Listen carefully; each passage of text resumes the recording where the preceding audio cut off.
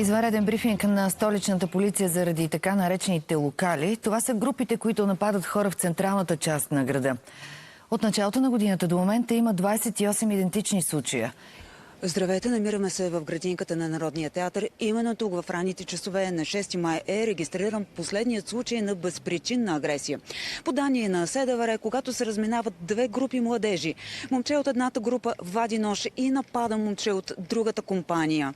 Не е било цел грабеж, извършителите се разбягват. Това обаче е типичен случай, казват от СДВР, за така наречените локали.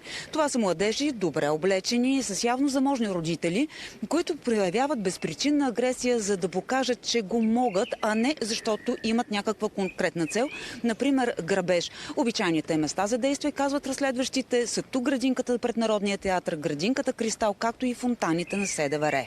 Черни дрехи, повечето пъти част от тях с маски, с ножове, с палки и с спрейове, се разхождат по централна градска част на София и по-конкретно в районите около Народния театър, около градинката Кристал или фонтаните на НДК и в някои от случаите нападат беззащитни граждани, по-често непълнолетни граждани в тъмната част на денонощието.